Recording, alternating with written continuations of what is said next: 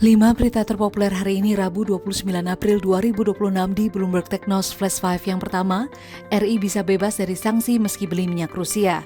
Pakar perminyakan menyebut Indonesia berpeluang bebas dari sanksi barat meski membeli minyak dari Rusia.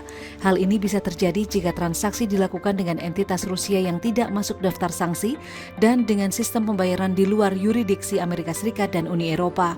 Kementerian ESDM mengungkapkan komitmen 150 juta barel minyak tersebut hanya akan dilakukan pada tahun ini. Namun pemerintah menegaskan hingga kini negosiasi masih berlangsung dan harga final belum ditetapkan. Kedua, RUPST BJBR angkat Susi Pujiastuti jadi komut. Mantan Menteri Kelautan dan Perikanan Susi Pujiastuti resmi ditunjuk sebagai Komisaris Utama Independen Bank BJB. Keputusan ini diambil dalam RUPST BJBR tahun buku 2025. Selain itu, pemegang saham juga menunjuk Ayi Subarna sebagai Direktur Utama baru.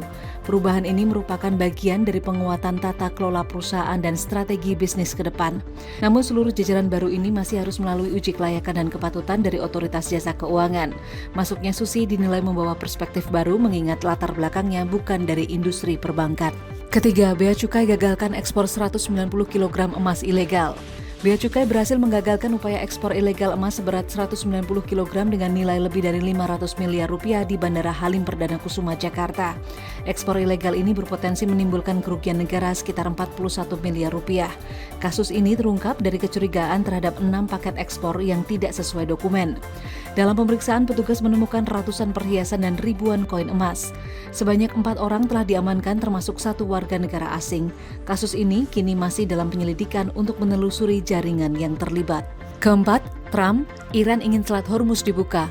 Presiden Donald Trump menyebut Iran meminta Amerika Serikat untuk mencabut blokade laut di Selat Hormuz. Hal ini disampaikan Trump di saat negosiasi antara keduanya sedang berlangsung. Namun Iran menegaskan pembukaan jalur tersebut bergantung pada berakhirnya tekanan dari Amerika Serikat. Sejumlah pihak memprediksi Iran akan merevisi proposal perdamaian. Amerika Serikat telah memblokir kapal yang menuju dan dari pelabuhan Iran untuk menekan pendapatan minyak negara tersebut. Sementara Iran menutup selat itu bagi hampir semua lalu lintas lainnya. Kelima, insentif baru RI, bea masuk 0% LPG dan permudah impor.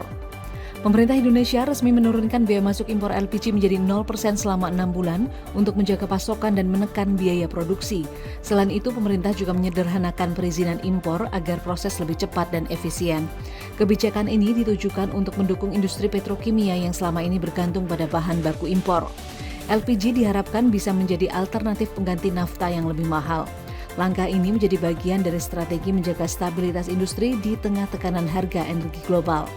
Itu dia 5 berita terpopuler pilihan Bloomberg Technos hari ini. Ikuti terus update selanjutnya di www.bloombergtechnos.com.